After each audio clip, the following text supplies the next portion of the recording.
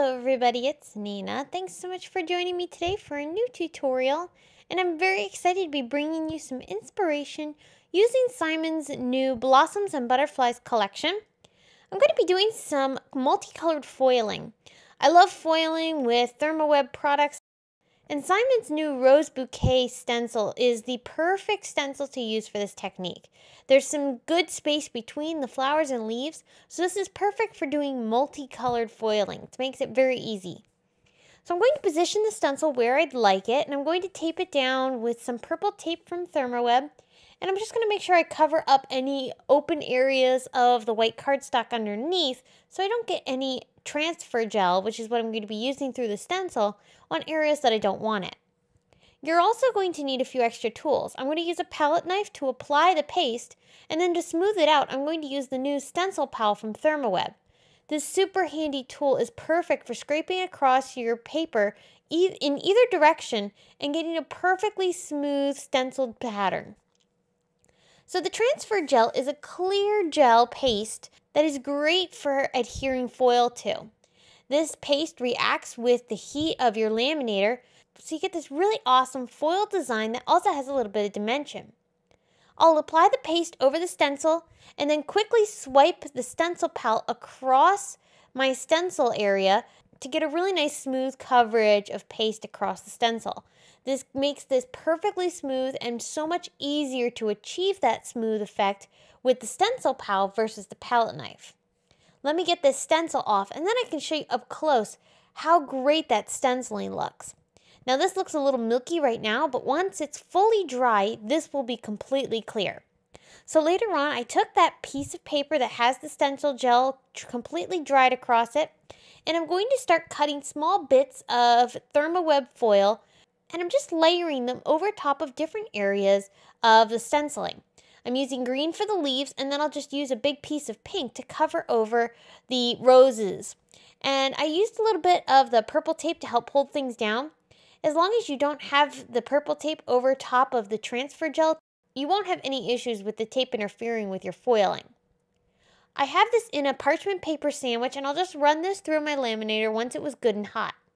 Now as I remove the foil off of my design, you can see we're left with these gorgeous multicolored areas with the roses in that gorgeous wild cherry color, and the green is from the spring green foil, which just looks absolutely stunning with that red.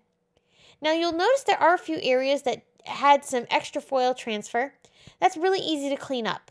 I usually like to brush off any excess foil bits that might be hanging around using the Tonic Studios sweeping brush.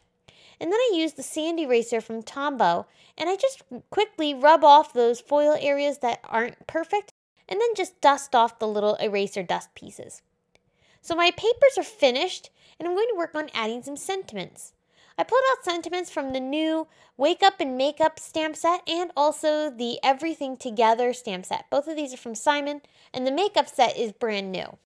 I'm going to stamp all of these hand-lettered greetings onto some slate gray cardstock using embossing ink, making sure I press down really good to get a nice smooth coverage of ink, and then I'll add white embossing powder over top of those stamped greetings and then heat set everything before I go ahead and fussy cut out each of these greetings using some fine tip scissors. Once these are cut out, I will go ahead and mount them off of my cards using some foam tape. You'll notice I mounted each of my foiled patterns onto some cotton candy cardstock from Simon Says Stamp. This soft pink color looks so pretty against the beautiful rich tones of the florals, and I will also use some guava cardstock from Fawn to stamp my supporting sentiments onto as well, and this guava matches perfectly with the wild cherry foil. I stamped those supporting greetings from the new Tiny Words Encouragement stamp set from Simon Says Stamp. I'll heat emboss those with white embossing powder and then cut out each of the sentiments using the Simon Says Stamp Sentiment Labels die set. This set comes with multiple sentiment strips that allow you to cut out these greetings super fast and easy. I trimmed them down into just cute little rectangles, and then I'll pop each of them up off of the cards using some foam tape. Finally, I finished up each of the cards with some beautiful sequins that are part of the Raindrops sequin mix, which is also brand new from the Simon Says Stamp Blossoms and Butterflies collection. This particular sequin mix also has some blue sequins, but I didn't use those on any of these projects. I wanted to just use the more holographic and white sequins for this particular set of cards. So that's going to finish up the projects that I made today using these gorgeous foils, the stunning Rose Bouquet stencil, and some other fun products from Simon's Blossoms and Butterflies collection.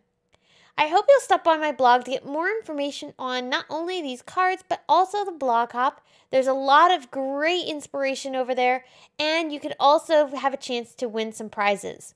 So I hope I will see you over at my blog. Thanks again for stopping by and spending some time with me, and I'll be back again very soon with more inspiration for you. Thanks for watching, and have a great day. Bye!